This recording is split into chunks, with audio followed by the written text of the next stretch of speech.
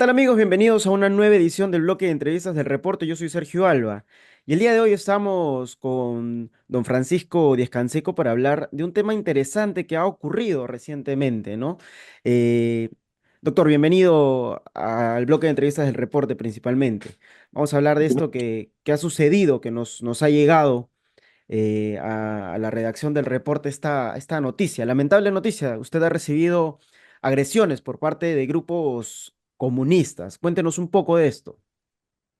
Yo concurrí a la marcha convocada por los transportistas Ujú, protestando por la inseguridad existente, el sicariato y la extorsión. Y lo hice en mi calidad de presidente del Consejo por la Paz, acompañado por un grupo de ciudadanos que colaboran conmigo en esta institución de defensa de los derechos humanos y de construcción de la paz en el Perú. Lo ujú. hice también porque hace ya varios años que colaboro con los transportistas informales en la tarea de formalizarlos, que pese a la existencia de tres leyes que supuestamente viabilizaban este hecho, no se ha podido lograr porque ha habido un bloqueo de otros intereses que no han permitido la aplicación de dichas normas legales.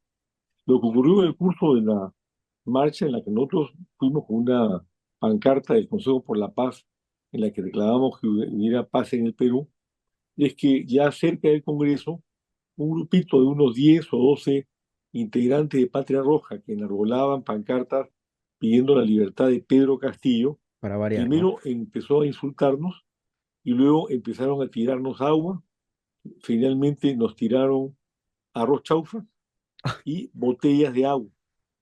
Yo Ok. pensé en ese momento, esta gente que dice luchar por los pobres es capaz de agredir con agua y con comida que hacen tanta falta en el Perú, porque realmente es gente sin principios, gente que no fue a la marcha para apoyar el justo reclamo de los transportistas, que yo creo que es un reclamo de todo el Perú, Ujú. sino para tratar de aprovechar la marcha y utilizarla con sus propios fines, que son los de preconizar, en este caso, la libertad de un corrupto golpista como Pedro Castillo. Por supuesto, yo señalé que no iba a dar marcha atrás, dije, aquí me quedo, y si vivas al Perú, y ahí me quedé. Y una vez que ya, digamos, la marcha se detuvo, seguramente esperábamos algún tipo de recepción por parte del presidente del Congreso, que creo que no lo hizo, nos retiramos. Doctor, es una constante esto, ¿no? De que sectores, porque justamente de eso también hablábamos la semana anterior, ¿no? De que grupos ajenos al tema de la marcha, ajenos a la lucha que se tiene en contra de la criminalidad, se están sumando a esta protesta ciudadana precisamente con ideales políticos, y eso de alguna forma también le quita peso a- al fin de esta marcha, ¿no? A lo que se quiere lograr, a la verdadera justicia que se tiene que aplicar dentro de todos estos problemas y esta crisis que se viene afrontando en nuestro país. Sí, en realidad todo ha sido generoso, porque ellos no tienen ideales políticos, ellos tienen consignas partidarias que pertenecen al siglo XIX, que emanan de una concepción completamente equivocada de la actual realidad y que a lo que pretenden conducirnos es a la existencia de un Estado totalitario donde no existen libertades fundamentales, donde evidentemente se elimina el sector privado, hay persecución política y se crean cúpulas de poder como las que hay en Cuba, en Venezuela o en Nicaragua, que simplemente ejercen un poder omnímodo porque manejan tanto el poder político como el poder económico. Ujú. A eso nos quiere conducir esa gente y por eso es que yo ya he señalado que tenemos que darle la batalla por centímetro, ni un paso atrás. A esta gente hay que derrotarla, hay que sacarla, por ejemplo, sacarla de la calle. A esa marcha concurrí yo como presidente del Consejo por la Paz, no como presidente y fundador del partido Perú Acción, Ujú. justamente para que no se pudiera decir que estábamos buscando un aprovechamiento político. Claro. Y en ningún momento hemos hecho ningún tipo de vidas, ni hemos utilizado ningún tipo de propaganda política. Pero los comunistas sí lo hicieron. Y a mí lo que me dio una gran satisfacción es que la inmensa mayoría de la gente nos dio todo el respaldo. Inclusive los que estaban al costado de este grupúsculo reducido de 10 a 12 extremistas que, por supuesto, como no tienen argumentos para defender sus posiciones, acuden, como ya es tradicional en ellos, a la vía de la violencia. Esto sucedió en la última convocatoria que hubo de la manifestación en el paro nacional, ¿correcto? Correcto, en la avenida Bancay, durante el paro nacional al que nosotros concurrimos y que habíamos además coordinado informándole a los dirigentes de los transportistas, Ujú. con algunos de los cuales nosotros tenemos un vínculo muy estrecho porque los hemos ayudado o intentado ayudarlos en estos años a formalizarse.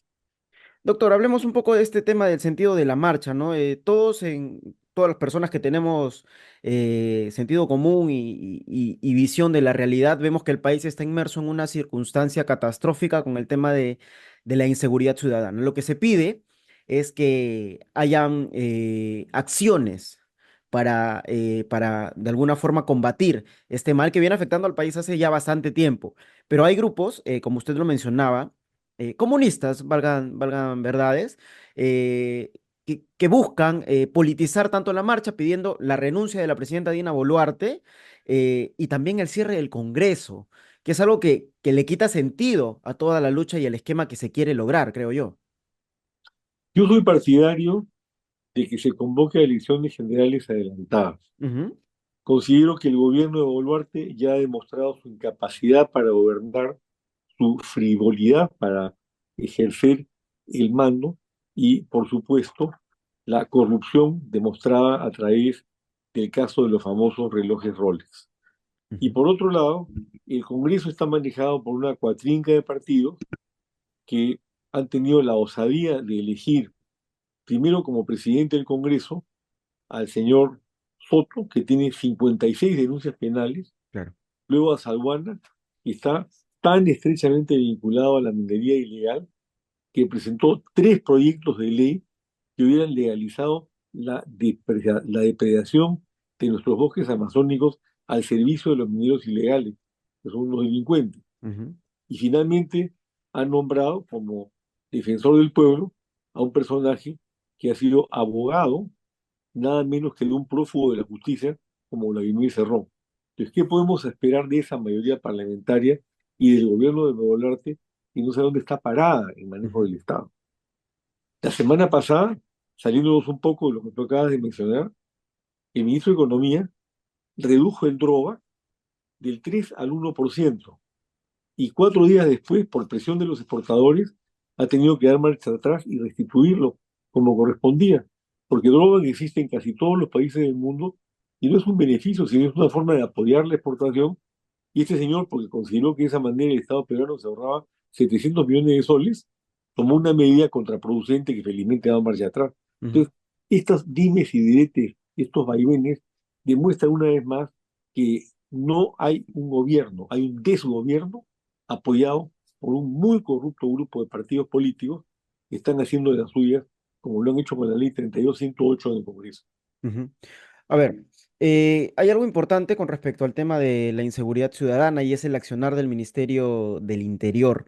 Eh, no se están tomando medidas, creo, considerables para frenar esta ola delincuencial y tampoco vemos que haya una especie de aceptación por parte del gobierno, ¿no? Porque ellos dicen de alguna forma, no, que se está trabajando y que sí hay cambios, pero la ciudadanía, la población no lo está viendo y se van a seguir convocando más marchas, más manifestaciones y esto va a seguir siendo una lucha incansable al final de todo, ¿no?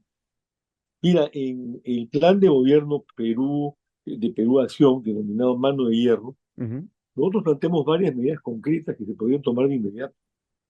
Y es obvio que no las van a recepcionar porque ellos viven en la nube, como me decía un periodista el otro día, la isla de la fantasía. Primera medida, extender el plazo de 48 horas para detener a los delincuentes capturados en flagrancia a 30 días. ¿Por qué? Porque de esta manera los sacamos de la calle, en tanto que hoy las comisarías son auténticas coladeras de delincuentes. Pero ¿por qué? Porque hay ineficiencia, porque el plazo es de 48 horas y se agarran de eso para soltarlos, y en el marco de esta ineficiencia hay mucha corrupción, tanto de policías como de fiscales, como de jueces. ujú, Una primera medida que se tiene que tomar, sacarlos de la calle. La segunda medida está dirigida a las escuelas policiales. Hay 25 escuelas policiales, de las cuales emergen al año solamente 1.500 policías, o sea, un policía por comisaría, porque hay 1.500 comisarías en todo el Perú. Y de esos hay un porcentaje indeterminado, pero sustantivo, de delincuentes que son infiltrados por las organizaciones criminales para que salgan con el uniforme al servicio de los criminales y no de la ciudadanía.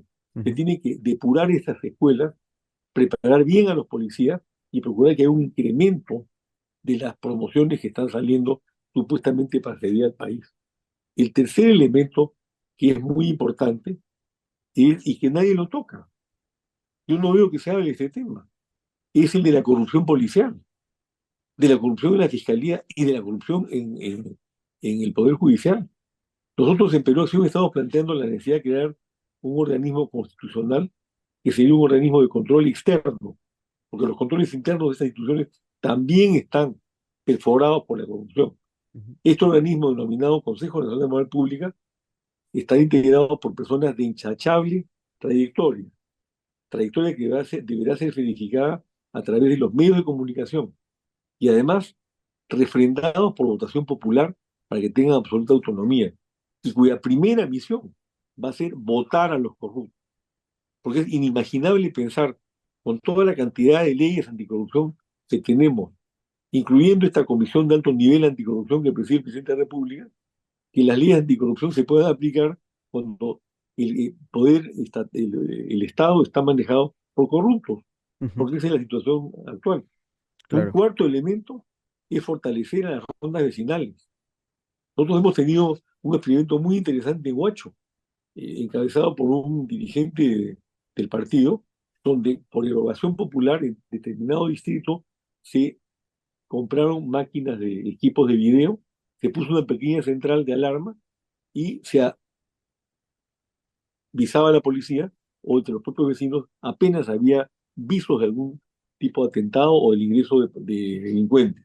La situación al final ha sido muy positiva. Si eso se extendiera a nivel nacional, con una policía limpia de corrupción, Ujú. con el otro sistema que hemos planteado nosotros, que es el de la captura por 30 días, yo estoy seguro que se podría disminuir sustantivamente este tema.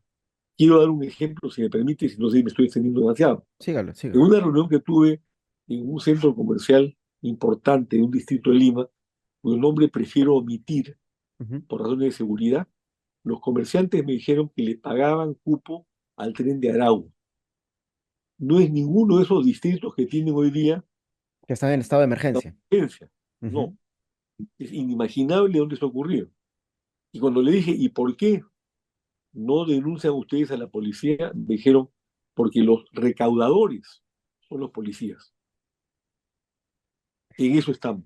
Yo me pregunto, ¿esto se dice, se menciona en los medios de comunicación? ¿Esto se denuncia? Yo ya lo he denunciado, pero lo tapan cuidadosamente. ujú. Y aquí se pretende que con patrulleros, con mayor dotación policial, con mejor armamento, no se va a tener éxito porque no hay un plan estratégico, porque no hay depuración de los policías corruptos, porque además ni siquiera se han tomado el trabajo de ubicar a los jefes de las dos organizaciones criminales que se han dedicado a la extorsión y al sicariato con los transportistas. ¿Y saben quiénes son? Y yo sospecho que no lo hacen porque están recibiendo la coima respectiva. Que es lo más probable. Justo de eso conversábamos con el ex ministro del Interior, Kluber Aliaga, sobre hallar de repente un filtro para las fuerzas del orden, ¿no? Hay agentes que están incurriendo en casos de esto, de corrupción, valgan verdades, y no se está tomando acciones pertinentes dentro del Ministerio del Interior. Él en algún momento lo quiso hacer efectivo, sabemos que su gestión no duró tanto como se esperaba, pero sí puso mucha énfasis en este tema, ¿no? Hacer un filtro adecuado para los agentes de la Policía Nacional y limpiar a esta institución de temas de corrupción, que es uno de los principales motivos por la cual la gente no confía tanto hoy por hoy en la Policía Nacional y prefiere mil veces, como usted dice, no les vamos a, no vamos a acusarlos con la policía porque la misma policía está involucrada en este tema del cobro de cupos, que es un tema que deja mucho que desear dentro de nuestras autoridades. Efectivamente, y no solamente la policía. Nosotros dentro del plan de acción de la Mano de Hierro, que es nuestro programa de gobierno, estamos planteando también la necesidad de depurar la fiscalía y el Ujú. poder judicial, El sistema de donde hay justicia. también mucho corrupto. Ahí la denominación que se les da es verdes o comerciales. Los verdes son los limpios y los comerciales son los que reciben plata o se dejan presionar desde las alturas del poder, ya que son o provisionales o tienen ataduras con quienes los han puesto en los lugares que ocupan, ¿no? Ujú, Entonces, hay un trabajo fuerte que realizar en materia de corrupción. Yo creo que es muy importante que la ciudadanía entienda por qué tenemos que terminar con la corrupción, porque es algo que ahí me da la impresión de que dicen de la boca para afuera, sí, es terrible, pero de la boca para adentro piensan, bueno, y al final de cuentas, ¿en qué me afecta? Pero sí afecta, porque el tema de seguridad no se va a resolver si no resolvemos también el tema de corrupción policial, fiscal y judicial. ujú. Doctor, usted nos mencionó que usted es partidario de que se convoquen a nuevas elecciones para adelantarlas, ¿no? Básicamente. Eh, pero si tocamos el tema principal de fondo, que es actualmente la inseguridad ciudadana, ¿cómo se podría solucionar este tema haciendo un adelanto de elecciones?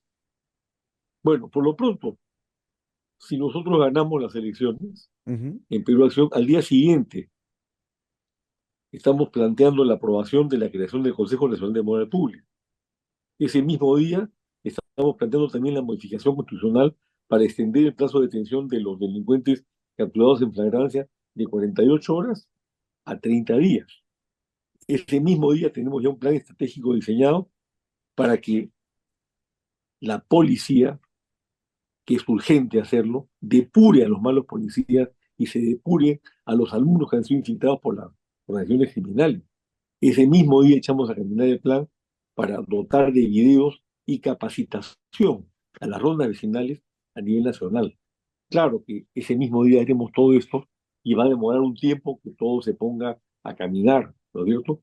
Pero eso es lo que hay que hacer. Yo digo, ¿por qué no lo hacen ahora? Si podrían hacerlo.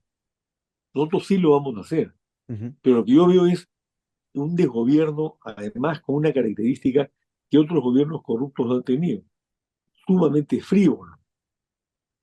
Boluarte salta a la palestra porque esos roles que le prestaba, entre comillas, el señor Oscorima. Huayqui y Oscorima, ¿no? Fueron evidencias palpables de corrupción y luego ha tratado de disimular las cosas. Ahora resulta que quieren cambiar el avión presidencial por un avión nuevo en un país donde hay 33% de pobreza. ¿Qué es esto? Y quieren comprar 24 aviones de guerra en una operación que seguramente debe haber una coima brava. Y dentro de eso nosotros estamos planteando también la necesidad de aumentar a cadena perpetua las penas de los 11 delitos de corrupción consignados en el Código Penal. ¿Por qué? Porque no se puede graduar esos delitos en función del monto. Que Toledo se haya robado 35 millones de dólares da lo mismo que Juan Pérez se robe un sol. ¿Por qué? Porque son delitos cometidos contra todo el Perú, no contra Juan Pérez o Pedro García. Ujú. Planteamiento nuestro es cadena perpetua. Se van todos adentro, se quedan de por vida metidos ahí. ¿Qué es lo que debería ocurrir con Toledo, con Kuczynski, con Humala, con todas las partidas sinvergüenzas que han ejercido la presidencia de la República del Perú, deshonrando a nuestra bandera, atentando contra la economía popular y finalmente engañando al país? ¿Por qué? Porque tenían plata como cancha, como este sujeto de Acuña. ¿Por qué? Porque hay medios de corrupción corruptos que reciben dinero y se callan la boca o simplemente reciben el dinero para servir a quienes, como buenos sirvientes de ellos, le están alimentando los bolsillos de manera totalmente ilegal e inmoral. Y Y eso, con eso tenemos que terminar. y eso alimenta cada vez más la crisis política por la cual seguimos viviendo y estamos hundidos. Ahora, doctor, entre sus propuestas también podría estar previsto o de repente tenerlo quizá a consideración salir del Pacto de San José, porque esto limita en ciertas cosas a la justicia nacional. Definitivamente, los Javieres han convertido el Pacto de San José en la quinta instancia. Ujú, Cualquier cosa que ocurra va a la Comisión Interamericana y ahí pasa a la Corte Interamericana manejada por los Javieres. Ahí debe ser un punto negro para ellos el Gordo Borea, que está también de juez, tengo entendido. Pero el tema es que este sistema creado para que hay una justicia supranacional que pueda resolver los casos de injusticias nacionales, se ha convertido en una herramienta de los caviares. ¿Y esto por qué? Me parece que es interesante hacer el análisis de cómo ocurren estas cosas, que por supuesto han sido totalmente descuidadas por aquellos que no comulgan con los marxistas. Cuando en 1948 se dio la Declaración Universal de los Derechos Humanos, en la que no participó la Unión Soviética inicialmente, Stalin dio la orden a todas las ligas comunistas que en esa época existían en el mundo de que se apoderaran de la Declaración Universal de los Derechos Humanos. Eso conduce a que, por ejemplo, se hayan apoderado los caviares, que son marxistas, pero aburguesados, tanto de la Comisión Interamericana como de la Corte Interamericana de Derechos Humanos. Viene desde allá atrás. Ujú. Y por supuesto, el problema que tenemos es que aquí se dan fallos como el írrito fallo por el cual le dieron a Osmán Morote, el número 2 de Sendero Luminoso, una indemnización de $200.000 como consecuencia de la azonada de Canto Grande, cosa que ya conocemos. Ujú. Entonces, necesitamos salirnos de la Corte porque ya no cumple sus fines y podemos regresar cuando se logre una reforma de la Corte. Yo durante años he defendido la posibilidad de no hacerle caso a la Corte Interamericana, cosa que también es viable porque la única forma mediante la cual ellos pueden coaccionar el cumplimiento de sus fallos calendarizados es a través de la Asamblea General de la OEA, que nunca les hace caso, como ya ocurrido en casos anteriores, en Ujú. Chile con la Bachelet que es caviar, en Argentina, en Brasil, etcétera. Pero dadas las circunstancias, yo creo que nosotros debemos salirnos de la Corte Interamericana, o mejor Beneficiaría, dicho, del sistema interamericano. beneficiaría un montón para la justicia nacional, de todas maneras. En este momento sí, porque ya no es un sistema supranacional al servicio de la justicia, Ujú. sino al servicio de la mafia caviar. Ahora, durante mucho tiempo se estuvo hablando de replicar el modelo que hizo Bukele, ¿no? Con respecto a las bandas criminales. ¿Sería una opción para nuestro país, considerando también que hay que mejorar el sistema penitenciario también? Yo creo que Bukele negoció con los jefes de las dos maras, la Salvatrucha y la otra, Ujú. que hay o que había en El Salvador, y logró que se fueran a Estados Unidos. Pero negoció con ellos como habían negociado los presidentes anteriores a él, y luego les cayó con todo. Eh, la realidad de El Salvador es completamente distinta de la del Perú, es un país muy pequeño. Ujú. Yo copiaría de Bukele la celeridad con la que logró construir cárceles para albergar en ellas a 90.000 personas, porque aquí no falta espacio en las cárceles Ujú. y con la propuesta nuestra ya me han dicho, si se establecen los 30 días de detención, no va a haber sitio en las comisarías. Muy bien, copiaremos de Bukele como lo hizo tan rápido. Ujú. Pero el sistema que él ha implementado puede servir en un país como El Salvador, donde dicho sea de paso, él violó la Constitución para reelegirse, él rodeó con soldados del ejército a la Asamblea Nacional de El Salvador para sacar determinadas leyes que consideraba que eran necesarias, una serie de actos que son inconstitucionales, que Ujú. son violadores del Estado de Derecho y con los cuales yo francamente no comulgo. Y habría que también investigar acusaciones de corrupción que pesan sobre el gobierno de Bukele. En Claro. el otro lado, muy bien lo que ha hecho, los metió adentro, los sacó y ha retornado la seguridad ciudadana a ese país.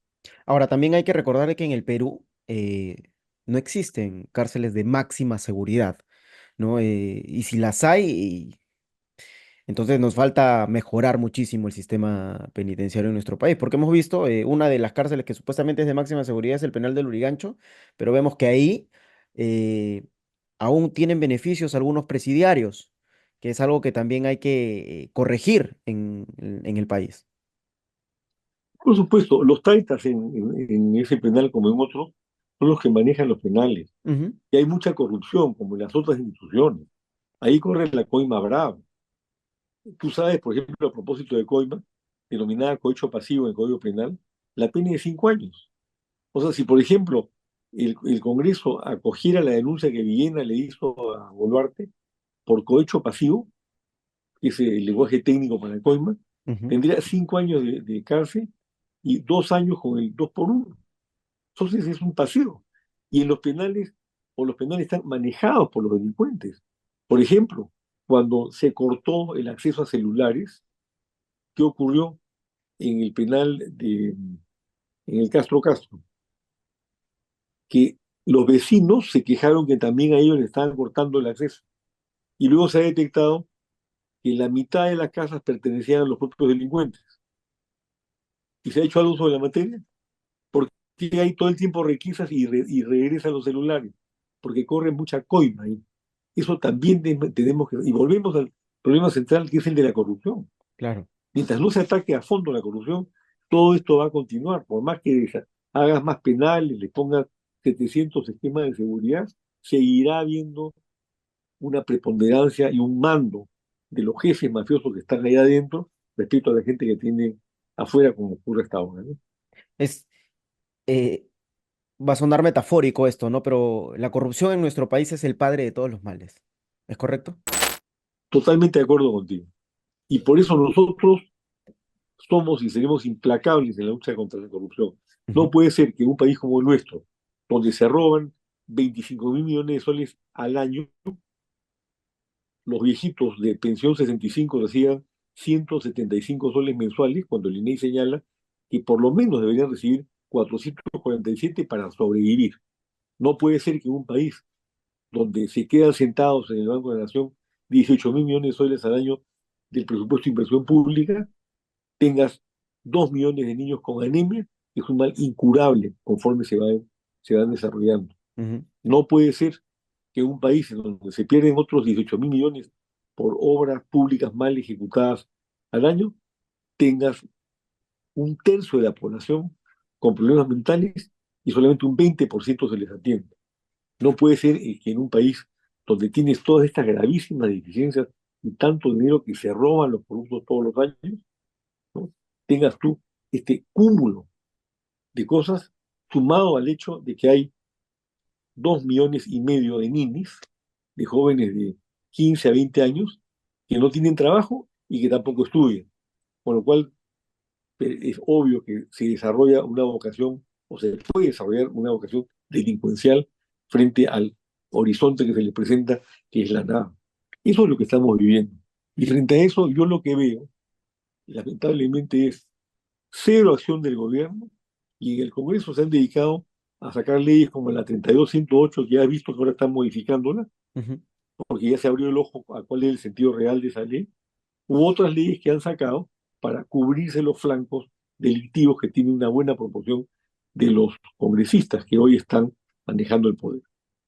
Doctor, hablemos un poco de este tema que usted me mencionaba, de los ninis, ¿no? Una solución que, bueno, se estuvo debatiendo en el espectro político fue el tema de el servicio militar obligatorio, el retorno del servicio militar obligatorio. Esto podría solucionar este problema de los ninis y también quizá un poco el tema de la delincuencia. Es debatible, porque acá hay un problema de fondo de carácter social.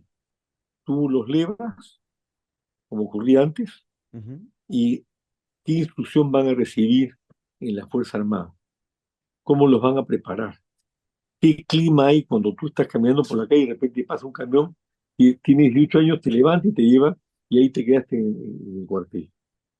Eso habría que medirlo. claro. Hay otros ejércitos en el mundo donde los preparan, salen convertidos en profesionales, o sea, les dan nuevas oportunidades. Ujú, Tendría que venderse el asunto como una posibilidad de desarrollo personal, más que como la obligación de poner tu uniforme a la fuerza y salir por ahí a caminar con una escopeta, un rifle o ujú. lo que fuere, para ni siquiera poner el orden, porque no están capacitados para hacerlo. Doctor, regresemos al tema electoral, que es algo que está también interesante. En el Jurado Nacional de Elecciones, a la fecha, hay un poco más de casi 40 partidos inscritos, a la fecha, pero se espera que para el 2026 hayan más.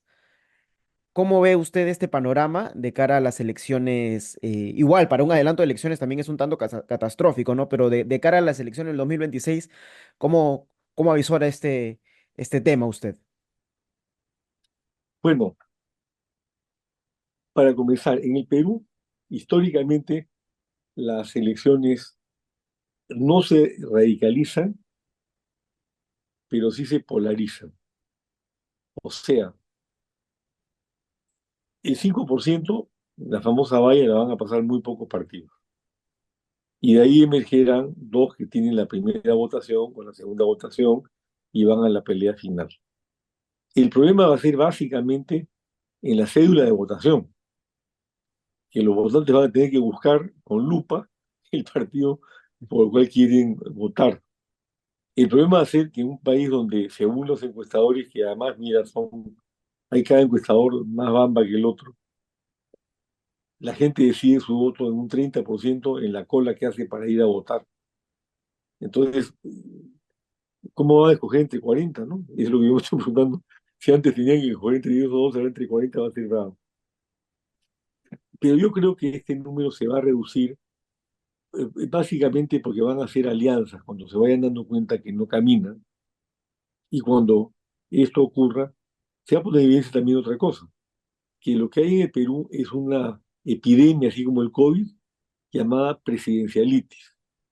Y yo creo que la epidemia de presidencialitis ha sido agudizada por la llegada al poder de tanto mediocre y tanto sinvergüenza.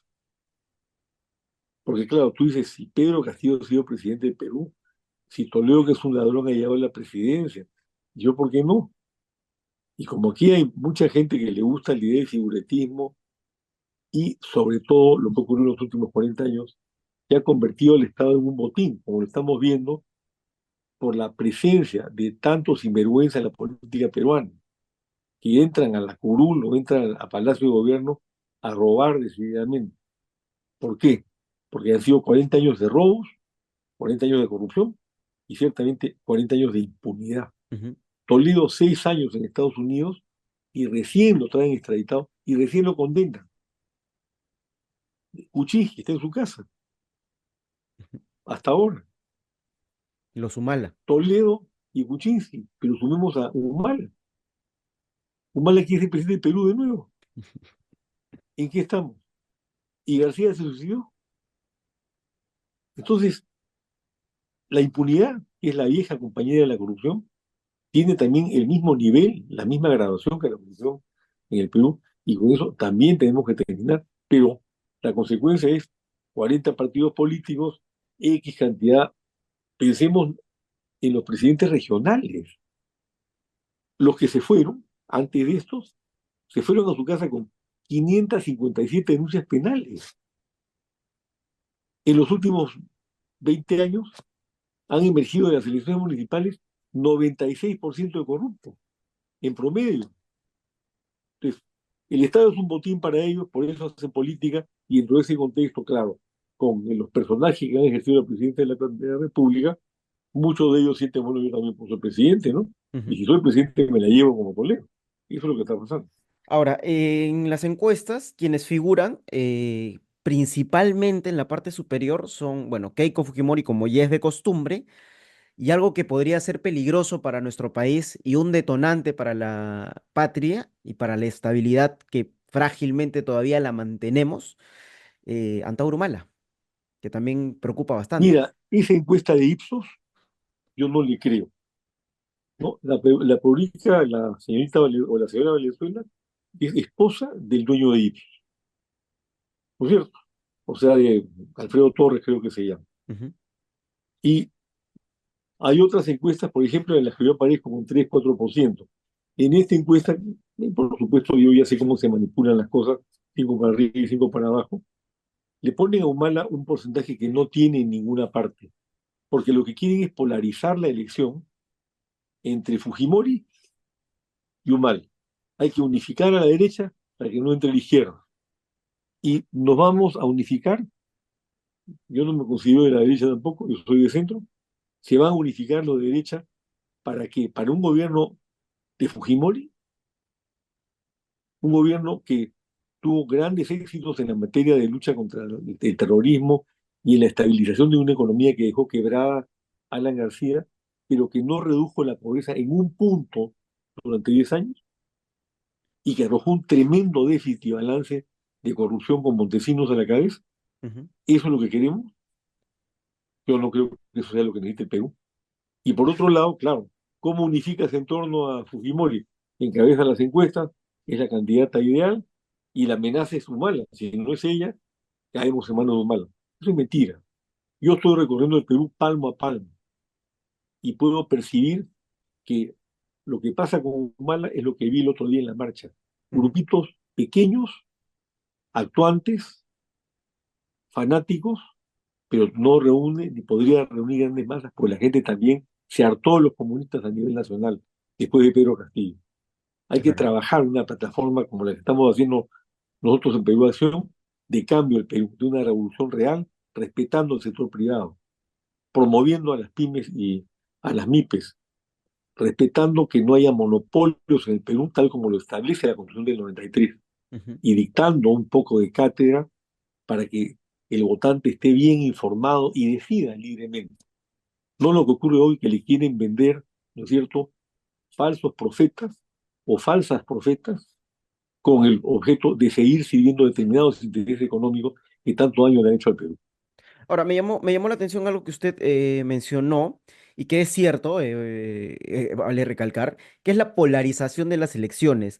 En las elecciones de 2021 se polarizó el proceso electoral, dando como resultado a Pedro Castillo como el presidente, el flamante presidente de la República que supuestamente iba a solucionar, o eso es lo que se dijo, no iba a solucionar la crisis política. Se convirtió en el peor de la historia de nuestro país. Ahora, ¿qué tan probable es que esta historia se vuelva a repetir? Mira, a mí me preocupa mucho, y esa es una de las razones por las cuales yo creo que debe adelantarse la selección de lo que está pasando. Conforme vaya Boluarte y este Congreso vayan cuesta abajo en la rodada y están con, creo ya, 3% de aprobación, Ujú. si no se genera una opción de cambio en el Perú, que es lo que intentamos hacer con Perú Acción, una revolución pacífica, y se pretende preservar el status quo y vender a la gente que la amenaza ahora es Humala, la gente puede votar masivamente de nuevo por un candidato de extrema izquierda, como lo hizo un Castillo, porque ese no fue un voto comunista, ese fue un voto de protesta frente a lo que venía ocurriendo. Y ese voto de protesta se está calentando rápidamente en todos lados, porque, por ejemplo, la cuatrinca del Congreso está integrada entre otros partidos por Fuerza Popular. ¿Y qué es lo que están esperando? En la situación existente, con las leyes que están sacando y con el amparo que le dan a Boluarte para que se quede hasta el 2026. Que no crezca la protesta. Y si esa protesta está creciendo, ¿a dónde se va a ir? Tenemos que encauzarla, que es lo que estamos intentando nosotros democráticamente hacer en Perú Acción. Ujú. Por cierto, sin tener un ánimo exclusivista ni monopolio.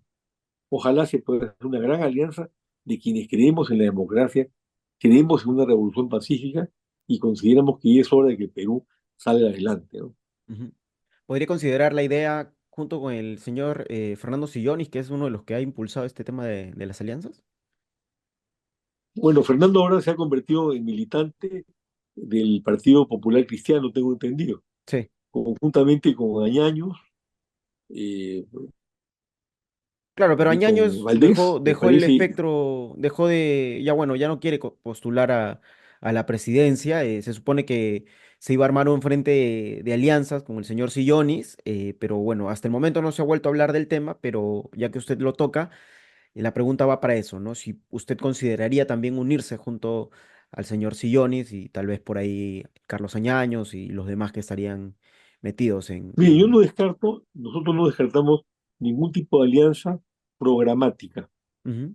que esté basada en la moral pública, que esté integrada por una confluencia de ideas y de programas sobre lo que hay que hacer con el Perú. En eso estamos totalmente abiertos. Ujú. Pero yo jamás haría un pacto con partidos encabezados por personas corruptas que están solamente al servicio de sus bolsillos. Y no hay necesidad de mencionarlos, pues todos los conocemos. Que es uno de los males, como lo decíamos hace un rato, el padre de todos los males, el tema de la corrupción, el tema de... Así es, así Para es. cerrar, el Poder Judicial ha disuelto Movadef. Por fin se disolvió la fachada de Sendero Luminoso. ¿Qué opina usted al respecto de esta noticia que ha ocurrido en esta semana? Mire, cuando Vizcarra sacó la modificación electoral que pergeñó ese duendecillo que transita por el poder electoral que es Tuesta, Ujú. que fue mi asesor en la mesa del diálogo de la OEA cuando yo eh, integré la comisión electoral y tuve que despacharlo a pedido de Valentín Paniagua por ignorar. Se olvidaron, salió una cosa incongruente. En la ley anterior se prohibía la inscripción de partidos políticos o de movimientos políticos que fueran contrarios a la Constitución y al sistema democrático, tanto partidos nacionales como movimientos regionales. Con la nueva ley, si la lees, una vez más, que estoy seguro que la has leído, te cuentas que esa prohibición solamente quedó establecida para los movimientos regionales y se eliminó para los partidos nacionales, con lo cual le abrieron las puertas al Movadez, al FUTEP y lo que tú quieras, y también a Perú Libre, porque el diario Perú Libre registrado en los jurados de elecciones es un calco de la Constitución de Cuba. Entonces, esto ha sido maniobrado por Tuesta, que es un caviar bien conocido y aprobado por Vizcarra, por supuesto, porque yo no creo que haya sido fruto de la casualidad. Y cuando yo salí a denunciar este hecho, salieron todos los caviares a contestarme y, por supuesto, en algunos casos hasta insultar, que es lo que se hace esta gente, ¿no? Entonces yo creo que está muy bien lo que hizo el Poder Judicial. La democracia se tiene que defender. Tú no le puedes dar las ventajas, las libertades que otorga la democracia a quienes pretenden destruirla. Porque si tú te vas a Cuba, te meten preso por defender la libertad. Ujú. Acá tenemos que defender la libertad y proteger la libertad de quienes quieren destruirla. Y salvar Y la eso es algo democracia. absolutamente fundamental. Y salvar la democracia también, ¿no? Y salvar la democracia. La Así. institucionalidad y la frágil estabilidad que todavía preservamos de alguna u otra forma. Doctor, muchísimas gracias por su tiempo. ¿Algún mensaje para las personas que están viendo este episodio del bloque de entrevistas del reporte? Bueno, en primer lugar, mi agradecimiento a ti y a Mijael por esta entrevista. Es una buena trinchera democrática para quienes, como es mi caso, sabemos que en determinados medios de comunicación estamos vetados. Pero felizmente hay trincheras democráticas, hay redes y podemos expresarnos a diferencia de antes. Yo creo que el Perú está pasando por una coyuntura gravísima, pero tengo mucha fe en el pueblo del Perú. Sé que ahí, en la conciencia del 99% de los peruanos, hay una vocación de protesta legítima, pero también hay una voluntad de sacar adelante a nuestro país. El nuestro es un país donde el 98% del empleo lo dan los emprendedores de las pymes y las MIPES, y lo dan sin recibir apoyo alguno del Estado. Bueno, eso es lo que requerimos, que se mantenga este sistema de economía social de mercado, no, que se rescate el sistema de economía social de mercado que hoy día no existe en el Perú, porque lo que tenemos es una economía mercantilista, Ujú, donde hay oligopolios y monopolios que manejan la economía peruana, que por supuesto nosotros nos encargaremos de que pasen a mejor vida para que haya efectivamente libertad de comercio, libertad de industria, libertad de competencia, que es lo que hace grande un país como por ejemplo Estados Unidos y otras naciones del mundo. Y ujú. dentro de ese contexto, nosotros creemos que hay que consolidar nuestra democracia sin corrupción, sin violencia y con justicia social. Y eso que usted ha sufrido en esta semana que ha ocurrido el paro, estas agresiones que ha sufrido usted, es el claro ejemplo de los comunistas, ¿no? Que generan disturbios, generan rechazo, generan odio, generan cólera para las personas que no piensan de la misma forma que ellos y lo único que hacen es atacar, atacar y seguir atacando para implantar sus ideas equívocas, valgan la verdad, en este proceso, en este sistema político que tenemos en nuestro país. Igual, muchísimas gracias a usted por estar acá con nosotros, por darnos sus declaraciones y también contarnos todas las cosas que hay que entender con respecto al tema político, al tema social que pasa en nuestro país. Muchas gracias también. Muy buenas noches. Bien amigos, estuvimos con el doctor Francisco Díaz Canseco hablando de amplio y tendido de este tema, que es un problema para la sociedad en sí, ¿no? El tema de la inseguridad ciudadana, el tema de poder resolver los verdaderos problemas del país y las cosas que hay que poner siempre en énfasis, ¿no? Olvidar o dejar de lado las cosas que no son importantes en esta situación. Y es importante ahorita, valga la redundancia, considerar la crisis social que llevamos viviendo y las soluciones que nos plantea incluso el mismo Francisco Díaz Canseco en su propuesta para ir a un adelanto de elecciones que podría ser una eventual solución. Bueno, Yo soy Sergio Alba y conmigo será hasta una próxima edición aquí en el bloque de entrevistas del reporte. Chao y muchas gracias.